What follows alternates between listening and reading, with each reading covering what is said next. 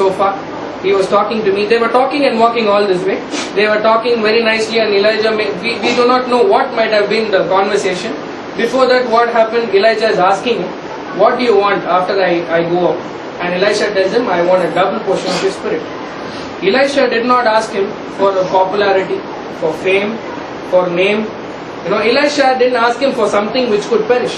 Elisha did not ask him something which the world can give, which the world can take away. But Elisha asked him for something which the world cannot give and the world cannot take away. That was the power of God. Do we analyze the power of God in our life today? Do we have that power of God in our life today? That power which was in Elisha, that power when he stood, he hit the waters and they went hither and thither. Do we have that power in our life today? Without the power of God, leading a Christian life in this world full of chaos around us is impossible. So we need to have the power of God in our own life. Because of the power of God around you and in you, it leads you to victory. Because if you don't have that power, you do not have victory. And how do you have the power? If you have the Lord Jesus Christ. Now many of us say we do not have the gifts of the Spirit. We do not have the fruits of the Spirit. But it is utterly wrong. We cannot say that, because the fruits and the gifts of the Spirit of the Holy Ghost, the fruits and the gifts of the Holy Ghost are hidden in the Holy Ghost. So when you have the Holy Ghost, you are obligated to have all these gifts which the Lord gives you. And it is up to us by faith to possess each and every gift and each and every faith, each and every fruit of the Holy Ghost. The Bible says in Mark's Gospel, wherefore by your fruits ye shall know them. So not everybody who has the gift of the Spirit, gift of the Holy Ghost, is we can finalize that this person is from God. We cannot finalize this is from God and God is speaking. But when the fruits of the Holy Spirit are in action, things which do not come in nature, things which come only by virtue of regeneration, when you are born again in Christ, those things we can clearly understand that this is from the Lord. So also we need to be very watchful in these days. So Elisha comes to this place and he asks for something which is not perishable. A very wonderful story. This is about Elijah and Elisha, where he watches all this. And Elisha was a man also anointed, double portion of the Spirit which was on Elijah. And what did Elisha say? He looked unto that Lord God of Elijah. He came to the waters. It looked like an impossible place. He comes, he sees the whole thing against him. The river which was so flooding. Humanly speaking, it is not possible for you to pass that. But Elisha, although in that such situation, when he knew that this is impossible, held on with faith. He knew it is possible. So Mark 9:23 says, all things are possible to him that believeth. And he looks unto the waters and says, he smote the waters and says, where is the Lord God of Elijah? Eliyaவின் தேவனாகிய கர்த்தர் எங்கே என்று Elisha அந்த நாளில் கூறினான். We have to remember that. Today, when we are looking over here, as we come into this new year, we have an ocean of this new things coming around us. It looks very difficult to cross. Many things coming against us. I pray that you would put this question into your hearts and say, where is the Lord God of Elijah, which will open the things so that you may walk through.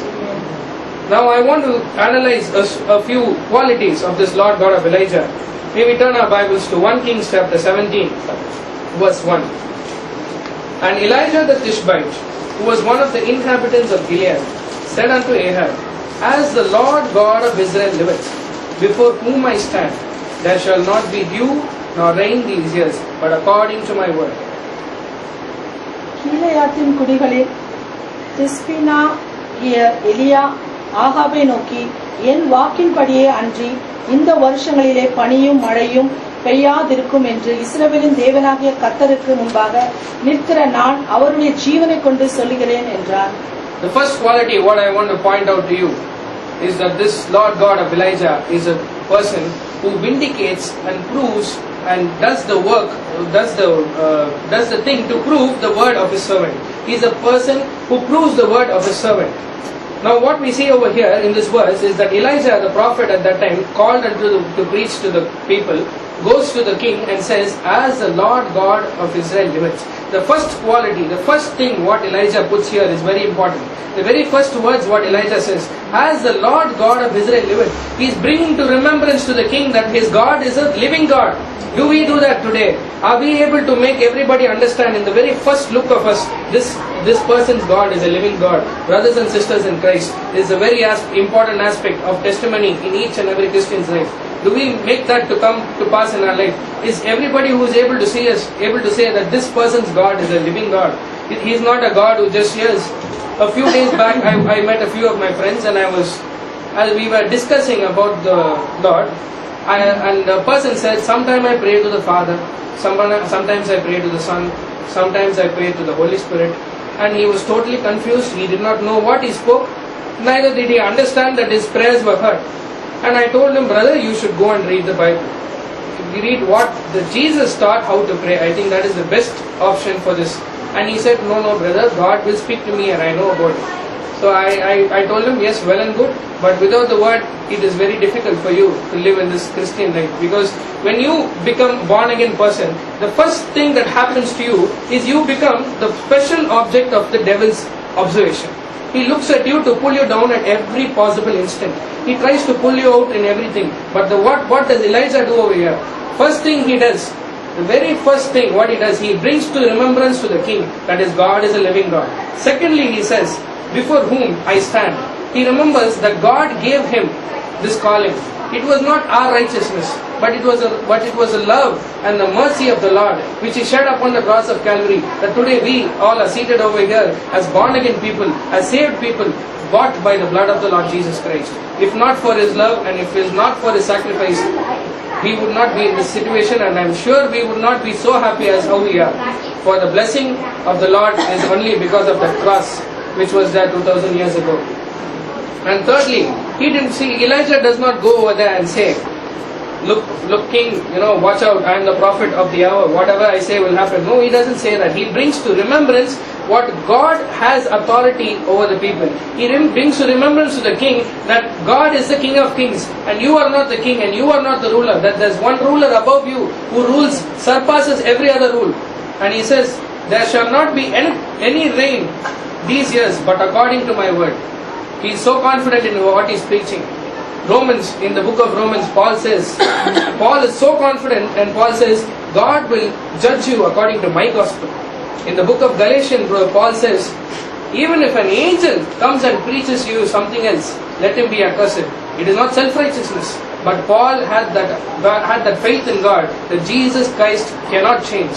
What Jesus preached 2000 years ago has to be the same revelation today. If somebody comes and tells you this is a new revelation from the Bible, please analyze and do not accept it, because what revelations we have should be in accordance with the Bible. What the apostles preached, the apostles the same thing has to come true today.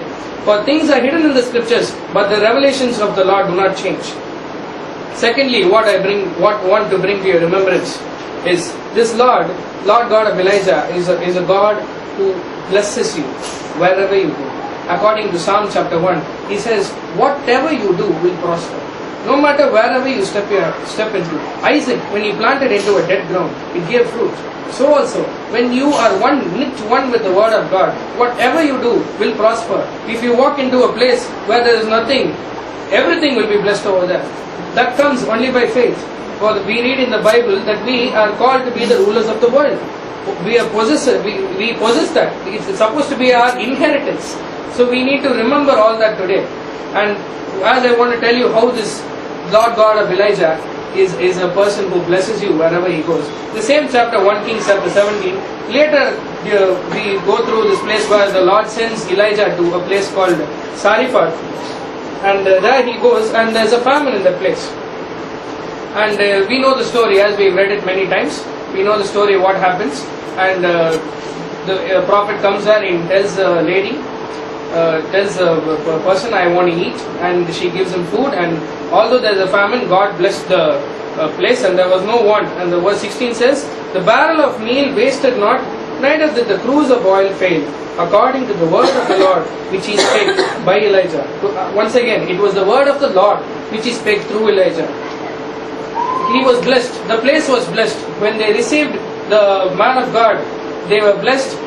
By faith I believe the blessing was pressed down, shaken together and running over into the family, that they were blessed so abundantly.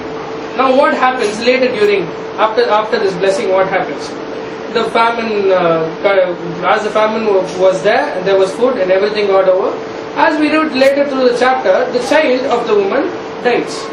He dies now, and it is very important in this place we analyze even the previous part of the scripture, that the family helped Elijah over here. Now what this can come practically into our life. How does this happen? A man of God comes to your home. A man of God comes to your home, and suppose we have a prayer meeting at your place, at home, and after he goes, you do your best for him, give him your best, whatever you give, because we as Christians know that the Lord is the one, the giver of all good gifts.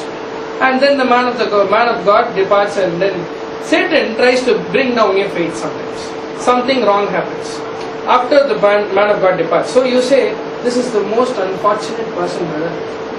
I don't know why only he came. Because he came only, brother, this happened into my family. Because this man came, because I did for him, today my child is like this. Something like this happened. Same thing happens over here. The child dies, and the man of God and the mother, with true love for the child, goes and tells the man of God, why have you done this to us? Have you brought our sin to my remembrance? Literally what she would have meant is, even if you would not have blessed our food, we would have died together. But today my child has already died, and I am living alive to see my child dead. How disheartening it would have been for a mother. It is very, very realistic for us to think that way.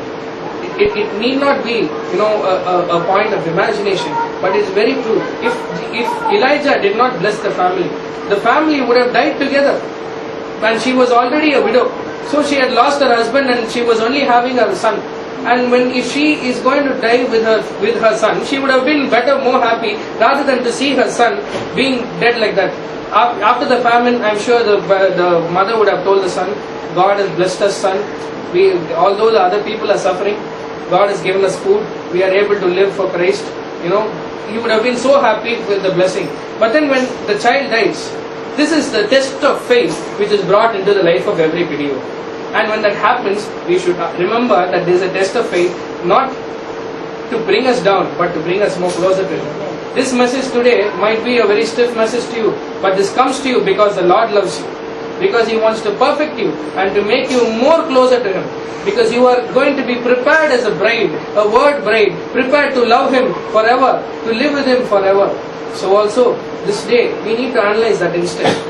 And this lady is so, she is broken in heart. She is seeing her son dead. Her son is dead. All her hope is gone. Everything is gone. She goes back to the prophet and cries unto him, why have you done that to us? And the prophet, once again, prophet knows that nothing can go wrong in the life of a prophet, and nothing can go wrong in the life of people who serve God. So he looks to the Lord, cries to the Lord, because he knows the Lord God of Elijah will answer him. Once again, every time, whenever there was a problem, the prophet cries unto him. And the Bible says in verse 22, and the Lord heard the voice of Elijah, and the soul of the child came back into him, and he revived.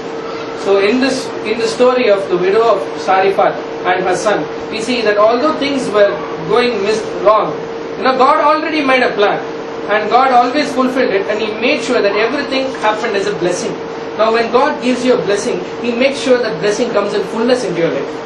When man gives you a promise, when you go against him, he makes sure that does not come to pass. But God, when He gives you a blessing, He makes sure that whatever, even if you go away from His will, He makes sure that it comes to pass somehow.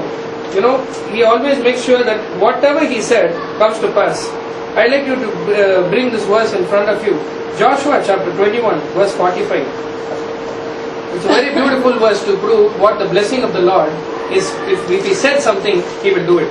Whatever He says will come to pass. It says, there fail not aught of any good thing which the